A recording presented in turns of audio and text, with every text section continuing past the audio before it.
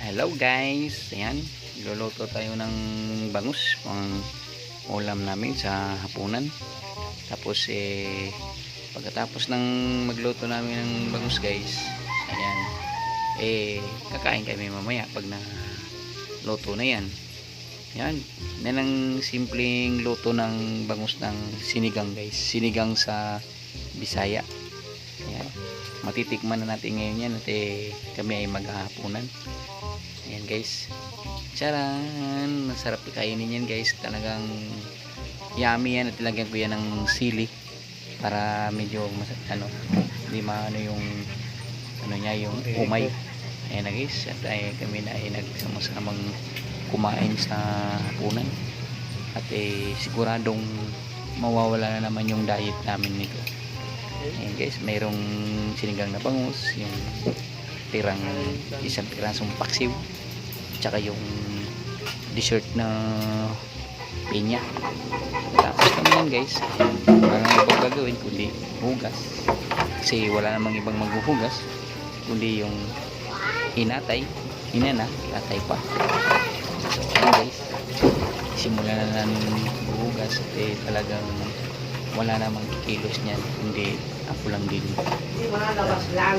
Kailangan hugasan para yung mga daga sa gabi may paikot-ikot para maiwasan nyo ng sakit pag-alagala yung mga daga.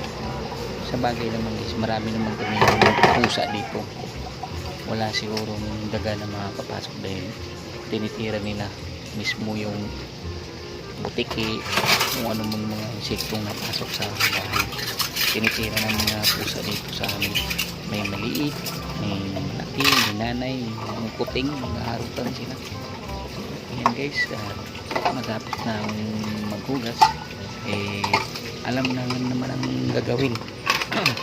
Marami akong binabad na ano doon guys, yung labahan.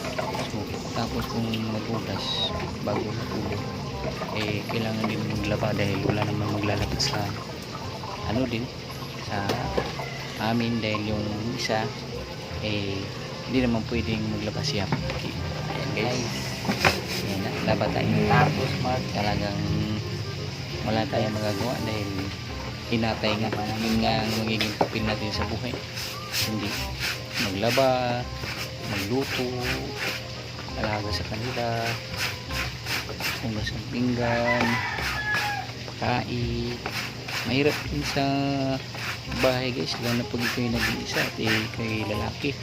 So kailangan mong magiging ano lang, yung pagpasensya. Kailangan mo lang gagawin, gampanan mo yung buhay dahil nag-iisa ka nga lang, wala namang ibang maasahan. So laban lang sa buhay guys, talagang ganyan yung buhay natin kumbaga wala naman ang nakakasigurado kung ano yung papel natin dito sa buhay. Ang importante hindi ka nagkulang at ginampanan mo yung buhay na may anak. So yun guys, gabing-gabi na rin yan ako natatapos din sa paglalaba dahil medyo marami-rami din yung labahin ko at kailangan lang magtiyaga sa paglalaba alam mo na, mahirap din ang magkukuskus, wala naman tayong gamit kundi kuskus lang. Kaya laban lang sa buhay guys, hanggat kaya pa lalaban tayo. Balang araw makakamit din natin yung inaasahan natin pagka natapos yung isa kong anak. Yung isa kong anak guys, meron naman talagang kailangan talaga niyang alagain, special child niya siya. Intindihin lang ng mabuti, wala naman tayong magagawa dahil yun ang binigay sa atin. So kailangan lang talaga natin yung unawain, intindihin, kahit minsan mag-iinit na yung ulo mo, pasensyahan mo na lang.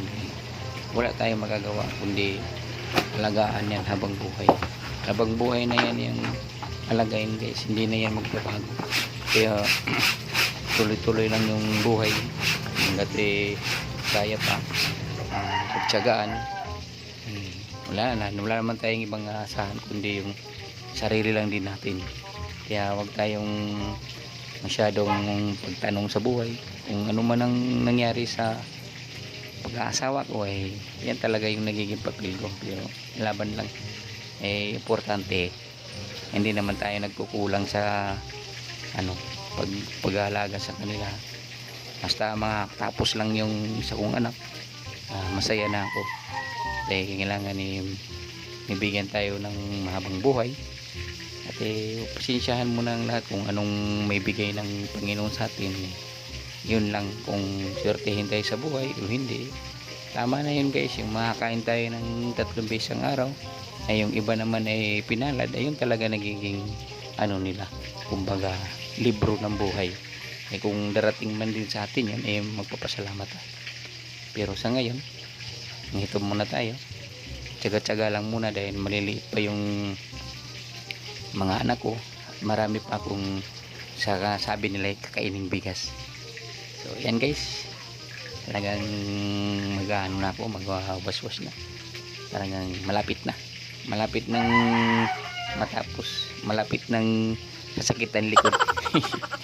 Pero yan, laban lang guys, dahil sayang naman yung katawan natin, hindi natin malakas pa naman, kumbaga kakayanin natin lahat.